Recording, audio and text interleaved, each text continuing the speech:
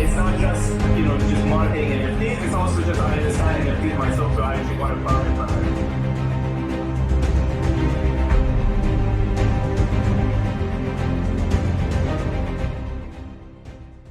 So Arvin, why don't you tell us about the running ads, right? Because Gary Vee already, talks a lot about build your community first and then launch your PFP. But then, is running ads even a good thing for NFT projects? Yeah, so I run a lot of ads. So just for people's context, I have over the past 30 days, I had about 600K profile visits on my account. Got it. And I have about 10,000 followers. And Correct. I also had about 10 million impression over the last 30 days on my account. Just because of ads mostly. And also because of the ads that have been running, I guess they're like sometimes like it's been running to like people who have like strong opinions about things, and they're just kind of like polarizing. So people just like getting excited and finding entertaining. But anyways, so that's to say, first of all, it's not a guy from a diner just talking about ads. And plus again, I've worked with public companies running their ads, if even Fortune 500 companies running their ads. So I've done a lot of ads, right? So that's the yes. Now, the sentiment of some, I guess, portion of the NFT population is that if you run ads, that's a red flag. And I'm yet to see one evidence behind this crazy concept that they're speaking so highly of. And I actually like challenge anyone's listening to this. Invite me to a debate on a Twitter space. I like to gather evidence, and I like them to gather evidence. Let's have a amazing debate on what makes a project what does this have anything to do with a project being a rug pull or a not rug pull if you do advertising? Because, and I tell you some of the reasons. Products, services have done owners of, I guess, products and services have done advertising for centuries. Like, I mean, even like the first ad is like back in like centuries ago, where like someone would write like I'm gonna find the actual thing, but would write about their shop, which is talking about like there was, I think it's like the history of ads, if someone actually looks into this. I vaguely remember, but like basically someone just lost some money, and they said if they find it, they should come and return it to this really, really cool store. And then literally that was just like the way they were advertising their store, right? And this is centuries ago, right? So the concept that people were talking about, they're like advertising is like evil, or like, and like, so in nature, for example, like snake that has like specific colors on their body, they're advertising specific characteristics if they're like gonna be like for the venom, and also like how dangerous they are. Frogs, correct. Like in nature, we see this all the time, like bees looking at the flowers that they want to like pollinate with, right? So like advertising being evil, that's just so naive to say, first of all. So that's that, right? That's that concept. The second thing people talk about, they say, okay, but it's signs that a project is not doing well. But okay, so if a project is amazing project, but no one knows about this project, how good is that? Like, how good is this that for a project to be so amazing, but no one knows about it, right? So now, could projects that are rug pull do advertising? Sure. Projects that are rug pull do all the other things too. Like they're like mutually exclusive events. And people just connecting these and just say, oh, if you're running ads, so that must be a scam, or that must be a rug pull. And literally zero evidence, none. And I even wanted to see stats, like how many of the projects that are even like running ads are actually scam. Like, does anyone know that? Like where is that conversation coming from? Which just like someone on Discord must have said this, and then everyone's just like, seems right. Like, I believe exactly.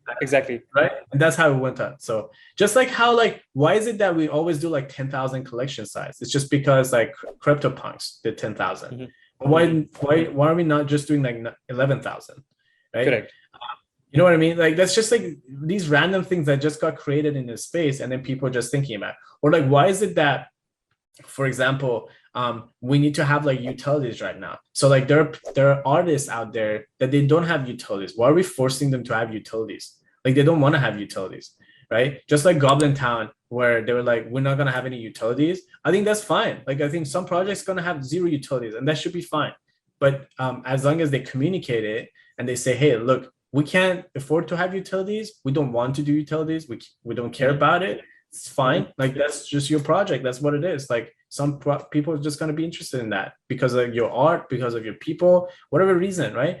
But like when people start actually forcing things and like be like, okay, I'm an artist, I don't have any utilities, so I'm gonna just say I'm gonna do some merch and I'm gonna do some like exclusive events, which I don't even know what they are, but I'm gonna call it out just so people, and I'm gonna do something in metaverse, so just people buy my project. That's the problem we have in this space. But that's when like things start like being diluted. That's when like your space correct. scanning. You know, correct.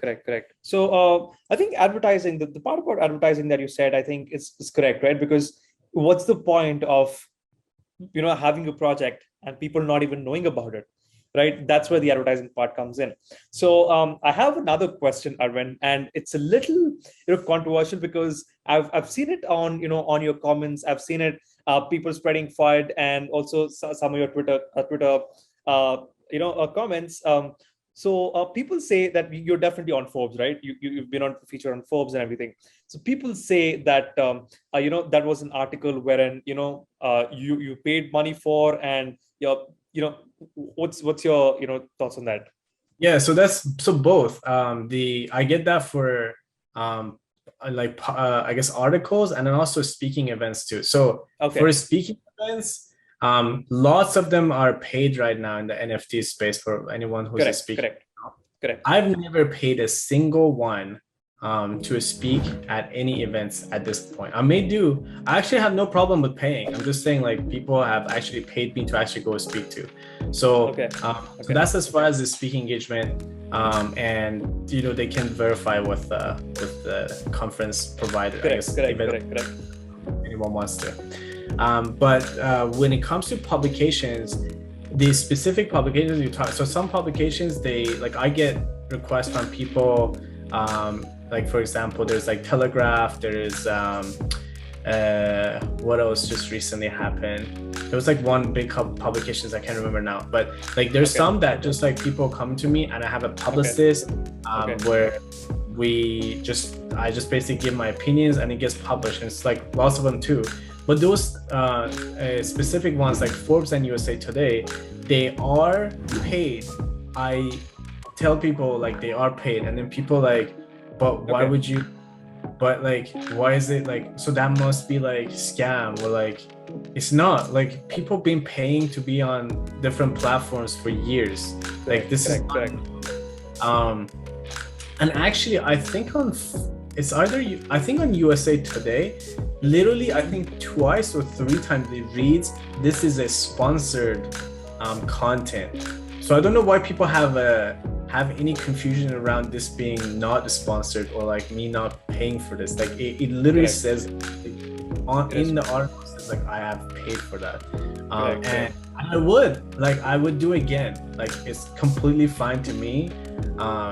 It doesn't take away anything from my content that like people loving it, and some people hate it too, but like the people that are loving it and they enjoy it, I want to be in front of I will, and I have money, I will pay to be in front of. That's completely fine in my book. Exactly. I mean, it's like calling out Apple is a scam because it advertises on Twitter, right? That doesn't really make any sense. Right. So I think it is, we would want to show our faces. We would want to, show our presence in the space, even if it's NFTs, right? We want to show that, hey, we're here, we're building this project. So, check this out.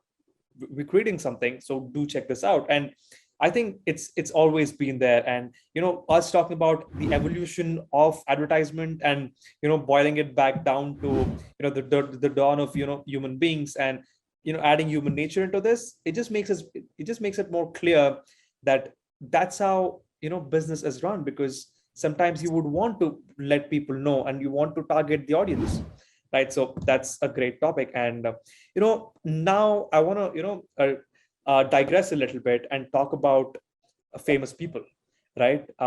Let's say there's a massive failure of Chris Brown's NFTs, which we all know.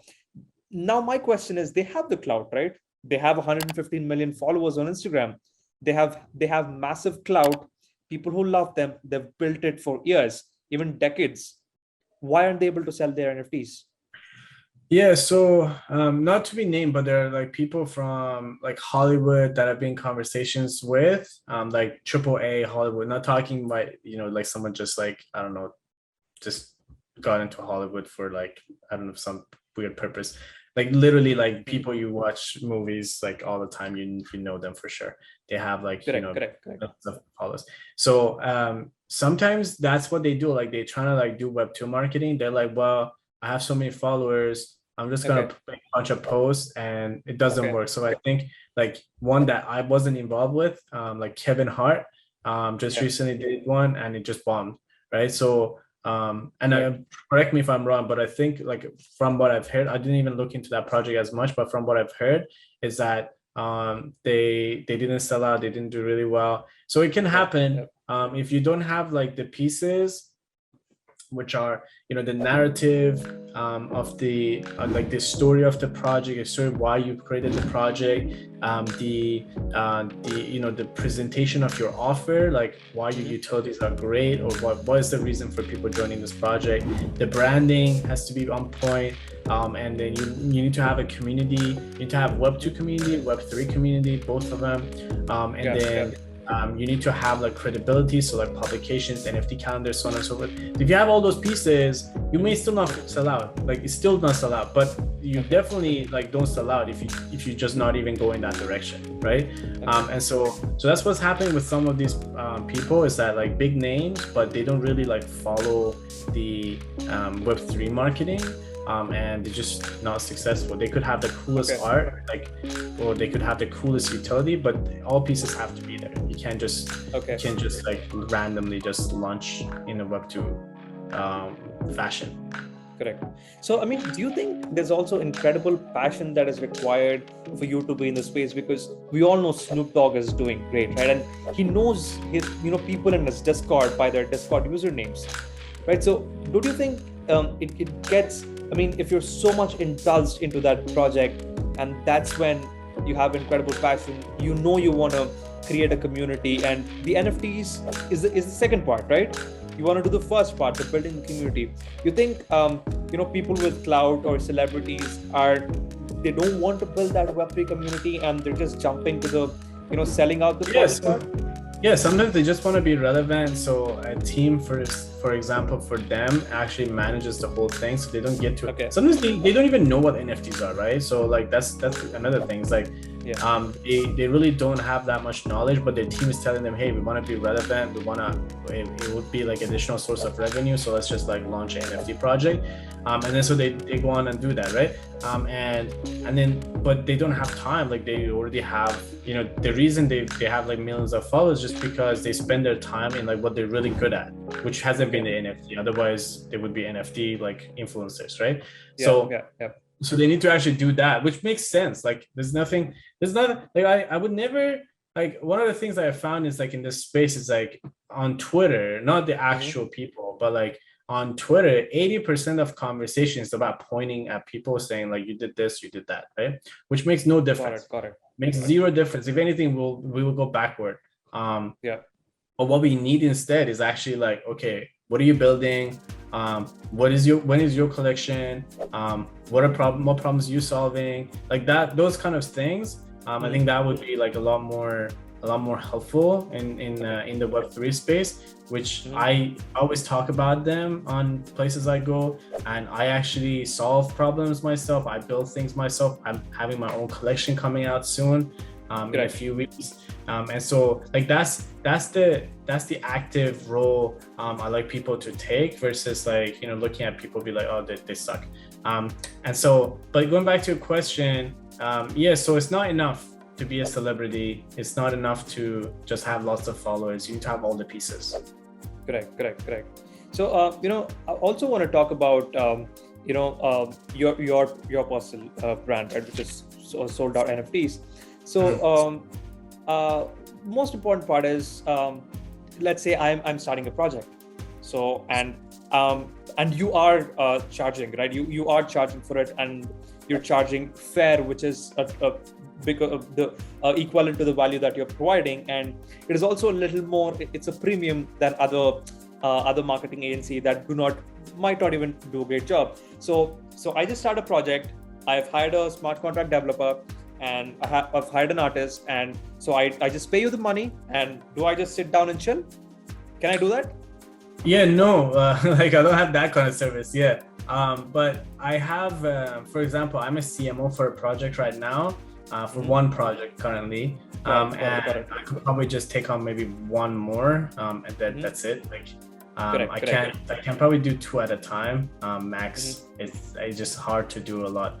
But the thing is, with that one where I'm a CMO, like Chief Marketing Officer, I manage the marketing team. It takes a lot of commitment from me, but it's still like there's like other people with other roles. I can't do it on my own. Like if it's a one-man show, which is why, like, if it's a one-man show and they ask me to become their CMO, it just doesn't make sense. I just be like, nope. I literally have an application for people to fill out, and a bunch of questions, and then I review it before actually even like accepting for conversation about CMO. So that's as far as like that, where I do things for them. But I noticed, like, okay, majority of projects are not blue chip collections. Majority of projects are not like huge teams. And so what can I help with them? And so I created a program called Soldout NFT, where it's not a course. It's a more of a mastermind, and also has a live portion to it. So like it's like recorded videos and a live portion where I can advise them along the way. I do Twitter spaces with them. I give them all resources I have, but I'm not like their dedicated marketer, right? So that's the only difference. But I still literally, like, any resource that I have, like that I would give to as a CMO, like I would just give them as well, on a group level. I say it's helpful, and it makes a difference because I worked with so many projects. I can, on two calls we have every week, I work on, like, I literally walk them through everything, like whether it be ads, whether it be how to do Twitter spaces, whether it be like, how to deal with your community when they say X, Y, Z, things like that. So that's how I can actually impact a lot of people, without me being like the dedicated person. Exactly, Arvin. The reason I was, asking you this was, a lot of people have this budget. So let's say they have a budget of 10 grand and they just allocate and they're done. So, you're basically saying that's not how communities are built, right? Because the founders have to be actively there in the Twitter spaces. Even when they're working with you, you do ask them to jump on Twitter spaces with them, talk about their project, what they're doing, and that organic. Yeah, and even so, okay, so I'm probably in the Web3 space. I'm probably the largest advertiser, like paid advertiser, like in the entire. So if you actually, someone goes and like with software and actually look to see what kind of promoted NFT promoted ads have the largest impression, like millions in millions, they're usually my students from the SON program, Soldout NFTs program. And so I show them how to do that, right? Now, even with all the love I have around paid advertising and just that being a specialty, I say it's not enough. Like, you can't just run ads and then just sit back and just, even though I literally have right now, I have ads that's going straight to the mint page and then people buying the NFTs, but that you can't just do that. You need to have the still Twitter spaces, establish your brand. Like, especially if you're like a legit brand, like, you want to really like go in there and just have people roast you a few times on Twitter Spaces, and then you get insight into like, okay, what's wrong with your utility, what's wrong with your messaging, what's wrong with your branding, and then you can actually fix them, and then come back, and then just tell the community, be like, we took your opinion, we took, like, obviously there's some shit opinions out there too, like, you know, people just tell you their feelings, but not talking about that. But sometimes they have like valid points. You go fix it, you come back and you tell them, be like, hey, I fixed it. Now they'd be super interested because you're literally like actually taking an active role in making this space better. So I think that's actually necessary. Like I literally had today someone in my program, he's been running like, well, he had like, I think he ran 10K worth of ads on Twitter over the past like 30 days or 40 days. And then I'm like, and he's like, okay, conversion's gone down. I'm like, okay, why do you think that's the case? Because his ads were perfectly fine, but his conversions for the like people actually become whitelisted has gone down. I'm like, okay, you need to go on Twitter Spaces, pitch your project, and so get a sense of, okay, what's wrong with your project? Like people thinking you're like lying, people thinking, you know, for example, there was this casino project that I did marketing for, and a lot of people were saying like, you're talking about this casino in the metaverse that we're gonna get like profits from, but where is this casino? It doesn't exist, right? And then so they put an offer on Sandbox and they said, hey, like this is the place for the casino. Then people were like, okay, this is real, right? Things like that, you get it out of Twitter Spaces, conversations with people, like whether individually or on a group level.